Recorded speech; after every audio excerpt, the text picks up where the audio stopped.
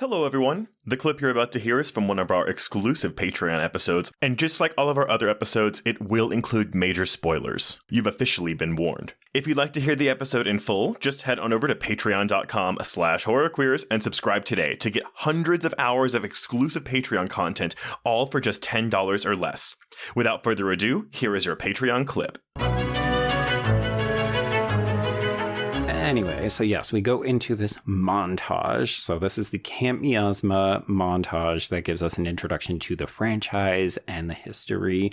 So we get to see that there is a museum. We get to see that there are movie posters for different types of movies. There's trading cards. Apparently, if you went to some of these advanced screenings, they would give you trading cards. They sure did. Guess who didn't get that here in Canada, motherfucker? I was really bummed, though. So yeah, they gave us an empty VHS clamshell for Teenage Sex and Death at Camp Miasma, but inside of it were basically postcards, and each one was one of the box art for each of the Camp Miasma films. But so fun. It sucks, though. I mean, it's really cool, but there's 14 Camp Miasma films, and one of them is Miasma 3000, and for some reason that one wasn't in this postcard list, so like it skips one, and I was like, wait, where's Miasma 3000? I'm already like a collector at heart, but I was gonna say maybe you're gonna have to look on eBay, and that's going to be the really hard to find one, right? I know, but I do have a piece of soundtrack for you here, Joe. So what plays over the opening credits is OK Kaya's synth cover of REM's 1993 song Night Swimming.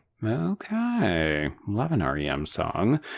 So one of the other things that we get to see in this, among the posters, the trading cards, because this is a franchise with controversy, Trace, did you see the protester holding the sign that reads, "Camp is for kids, not F-slurs"? Oh, I definitely saw that. But Joe, you're bearing the lead. Did you see the newspaper clipping that specifically said Horror Queers Podcasts?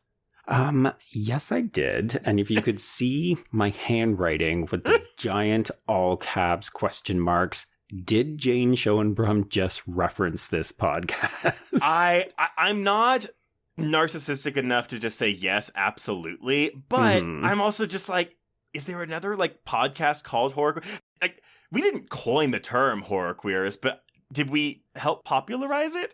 Maybe. I mean, here's the thing. The reason I would argue this is, in fact, a reference to us, and yes, folks, we're not narcissistic, but we're not narcissistic. Sure.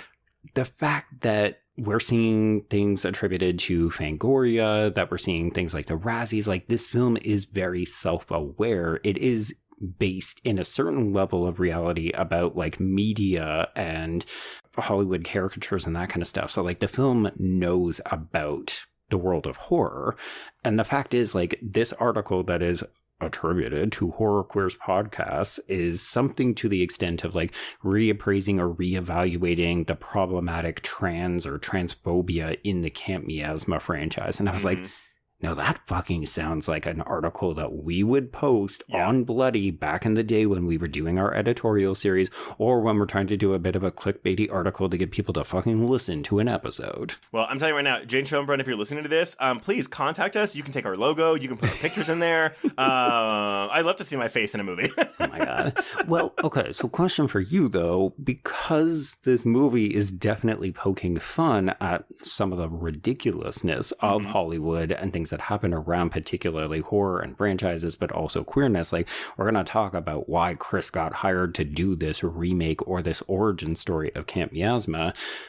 Do you think that if this is in fact us, is Jane Schoenbrum making fun of us? I'm going to say it's a gentle ribbing, but I would say less so, because I don't think either you or I have tried to say, oh, this movie's transphobic legacy isn't earned, or this like movie isn't transphobic, but we still like it. But I think it's more it's been a trend in podcasting for a while when we started seeing a bunch of queer horror podcasts pop up around the same time. And so I do wonder if it's maybe, it's an amalgamation of the kinds of things that people who are doing queer podcasting would say, right? Oh, this is my problematic fave, like Sleepaway Camp, Cruising, Silence of the Lambs, and that kind of stuff. But it does feel pointed toward this because it doesn't say queer horror podcasts reevaluating the transphobic legacy. It says horror queers podcasts reevaluating the transphobic legacy. So yeah, I mean, again, if we ever get to interview Schoenbrunn, I would love to ask them about it.